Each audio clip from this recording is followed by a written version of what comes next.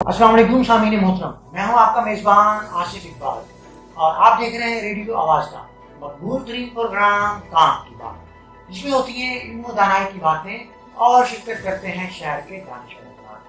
Professor, doctor and lawyers. Heart attacks की causes क्या हैं और बधाई सेहतमंद शख्स को भी दिल का दौरा पड़ सकता है, ये सब कुछ जानने के लिए आज हम मौजूद हैं डॉक्टर मोहब्बत नबी, हार्ट स्पेशलिस्ट, जो कि FIC फैसलाबाद में भी सर्विसेज अंजाम देते रहे हैं और PIC लाहौर में भी ये सर्विसेज अंजाम दे रहे हैं और काफ़ी अर्से से DHQ हॉस्पिटल झंग में भी ये as a heart specialist services अंजाम दे रहे हैं। लेकिन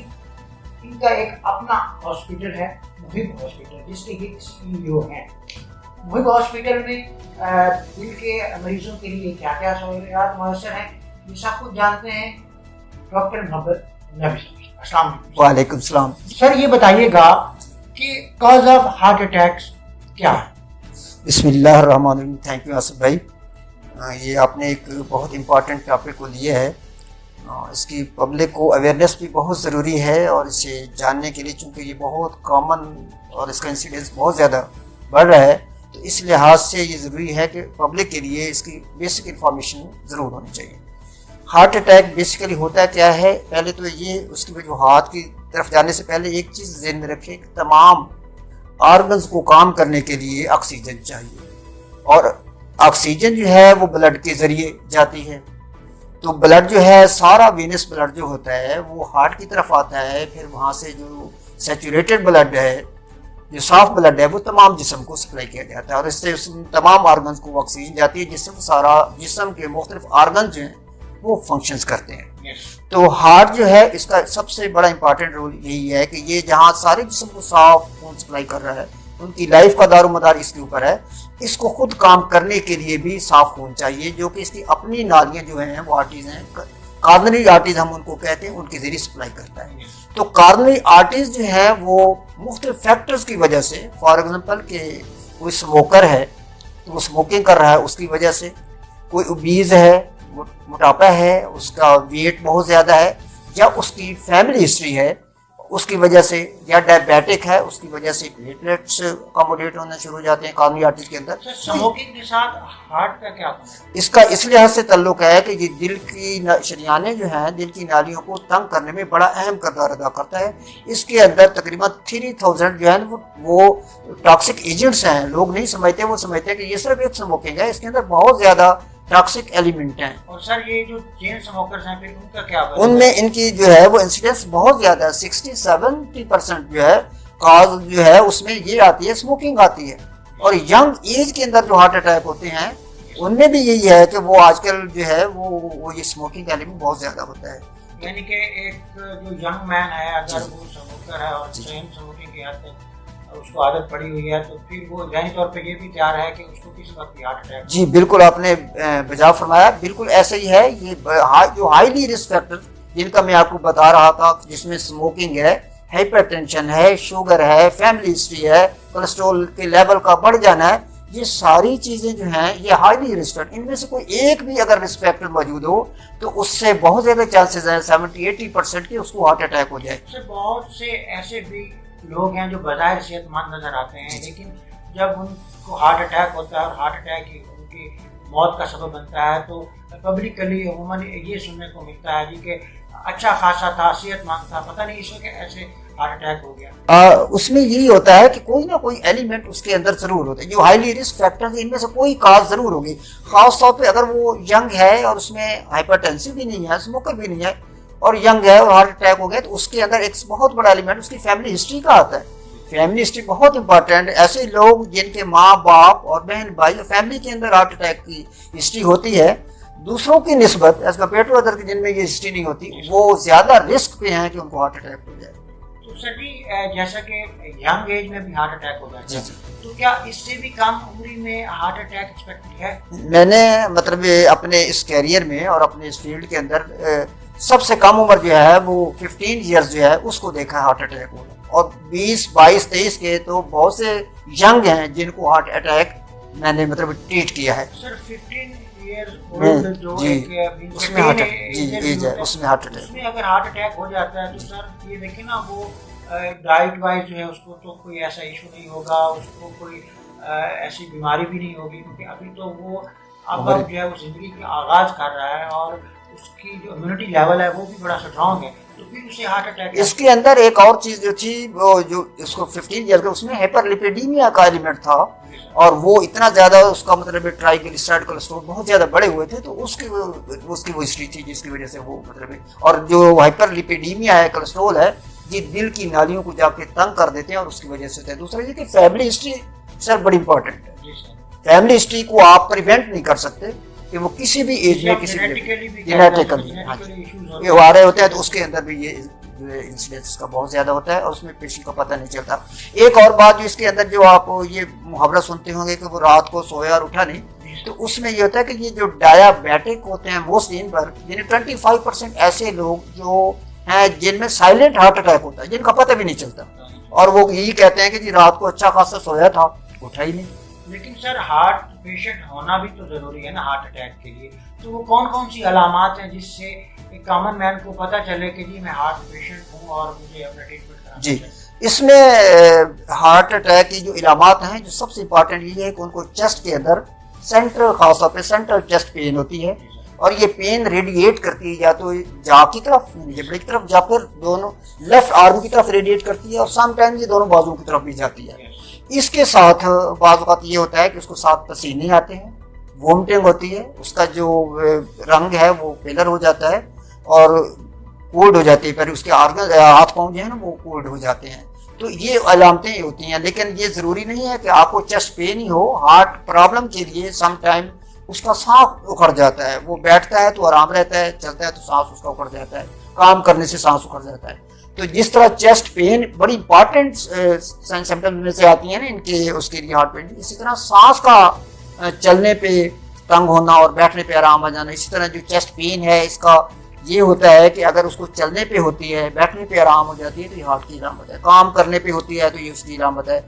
इसी तरह अगर वो खाना खाता है और उसके बाद चेस्ट के अंदर वो बोझ महसूस करता है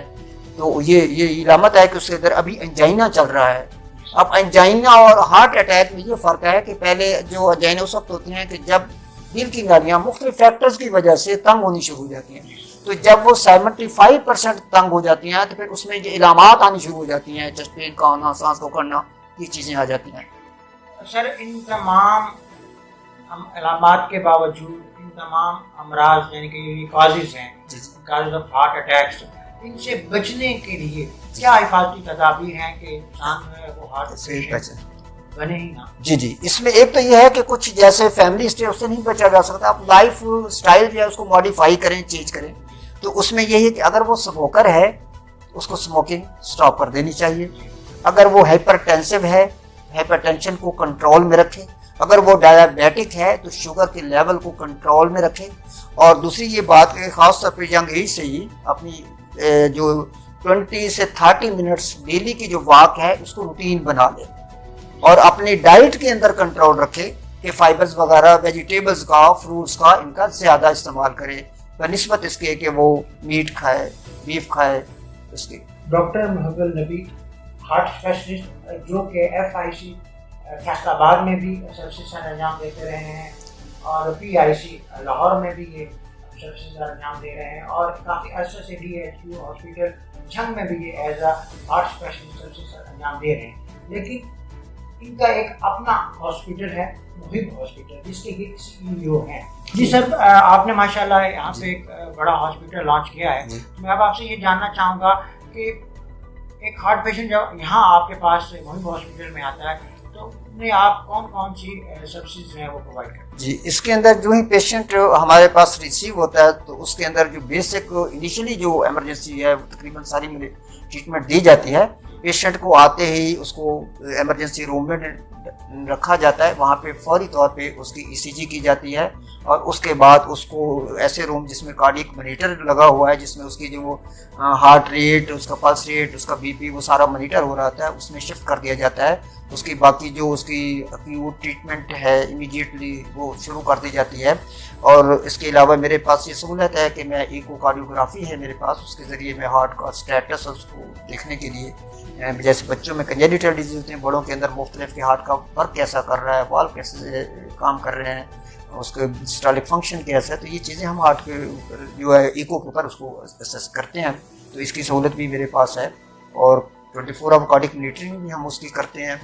और ETT की सहूलत भी इंशाल्लाह वो भी प्रोवाइड कर दी जाएगी। डॉक्टर साहब, प्रोग्राम के एंड में आप झंग कम्युनिटी को क्या मैसेज देंगे as a CEO Mohit hospital गोजा? बस मैं यही कहना चाहूँगा कि हमारे झंग के लोग बहुत प्यारे लोग हैं, बस एक ही है कि हम लोग पसमानदा भी बहुत रहे और हमारे देहात से लोग सादा भी बहुत हैं। इसका एहसास मुझे टीचिंग इंस्टीट्यूट में जाके हुआ। तो मैं इनसे यही गुजारिश करना चाहूँगा कि वो अपनी ग़िज़ा को कंट्रोल में रखें, स्मोकिंग को तर्क कर दें। हमारे इस इलाके में स्मोकिंग का एलिमेंट बहुत ज़्यादा है, सिगरेट और हुक्के का। तो मैं उनसे ये गुजारिश करूँगा कि वो इससे शायद उनको इसके अंदाज़ा नहीं है कि कितना ख़तरनाक है, इससे परहेज़ करें और सुबह जो नमाज के बाद है बाकायदा वॉक शुरू करें, 20-30 मिनट की वॉक करें ताकि इन स्मूजी मर्ज से बचा जा सके। ये एक ऐसी चीज़ है कि जो इंतहाई ख़तरनाक है और जानलेवा साबित हो सकती है। हर पेशेंट जब इस दुनिया से जाता है तो उसको कार्डियो पल्मोनरी अरेस्ट ही होता है, हार्ट अटैक के साथ ही जाता है। तो बाकी बीमारियां फौरी तौर पे मौत का सबब नहीं बनती, लेकिन हार्ट अटैक ऐसी चीज़ है जो ना डॉक्टर को संभलने देते ना मरीज़ को संभलने देता है। तो इसके लिए अपने तर्ज ज़िंदगी जो है, जो स्टाइल है, उसको चेंज करें, सादा रखें, वेजिटेबल्स खाएँ, फ्रूट खाएँ, अपने आप को रिलैक्स रखें, टेंशन से बचें और खुदा न खास्ता सिम्टम्स में से कोई चीज़ होता है तो आप फौरी तौर पे करीब तरीन किसी कार्डियोलॉजिस्ट से रिव्यू करें। हाँ, इसमें एक और बात ये कहना चाहूँगा कि मैदे की तकलीफ, एंजाइटी की इलामात और हार्ट की ये मिलती जुलती होती हैं। इसमें मेरा एक्सपीरियंस ये है कि बहुत से लोग इसी मैदे और एंजाइटी की टेंशन समझ के या मैदे की तकलीफ समझ के वो दुनिया से चले जाते हैं, शिकार होते हैं और पहुँच नहीं पाते और वहीं पे उनका और फौरी तौर पर, क्योंकि इसके अंदर जब हार्ट अटैक होता है तो 20 मिनट के बाद उसके जो मायोकार्डियल सेल्स हैं वो डेड होना शुरू हो जाते हैं, जो कि 4 से 6 घंटे के अंदर कंप्लीट हो जाते हैं और जो डेड हो जाते हैं सेल्स वो फिर वापस नहीं रिकवर नहीं होते। तो वो हमारे पास गोल्डन टाइम होता है कि उस दौरान उसको हम स्ट्रेप्टोकाइनेज इंजेक्शन लगा के उस क्लॉट को डिजॉल्व करके उसको जो ब्लड सप्लाई है हार्ट की वो बहाल कर देते हैं, तो उसकी लाइफ जो है वो बच जाती है। तो इसलिए ये जो गोल्डन टाइम है, ड्यूरेशन है, लोगों जब भी ये पेन हो तो फौरी तौर पे कोशिश करें कि कार्डियोलॉजिस्ट के और DHP हॉस्पिटल में पहुंचने की कोशिश करें ताकि बर वक्त उसको वो इंजेक्शन लगाया जा सके और उसकी लाइफ को सिक्योर किया जा सके। डॉक्टर, जैसा कि आपने फरमाया कि झंग के लोग बहुत प्यारे हैं, लेकिन बेसिकली हमारा बैकवर्ड एरिया पसमानदा इलाके में हम रहते हैं, तो पसमानदा इलाकों की हमेशा ट्रेजेडी ये रही है अवेयरनेस की कमी है। जैसा कि आज हमने आगाज़ किया हार्ट डिजीज अवेयरनेस के लिए, उसके हिफाजती तदाबीर के लिए, उसकी ट्रीटमेंट किस तरह का होना चाहिए, तो मैं ये चाहूँगा कि टाइप ऑफ जो डिजीज़ हैं हार्ट के मुतल्लिका, उसके ऊपर हम हर एक डिजीज़ पे बाकायदा डिटेल से एक प्रोग्राम करें जिसमें हिफाजती तदाबीर और उसके ट्रीटमेंट और उसका ओवरऑल जो सिनेरियो है वो हम इस प्रोग्राम में डिस्कस करें और लोगों को अवेयरनेस हो। जी बेहतर, thank you very much. Thank you. इंशाल्लाह नेक्स्ट प्रोग्राम में हम फिर से टाइप ऑफ हार्ट डिजीज़ पर बात करेंगे। तब तक के लिए अपने मेज़बान आसिफ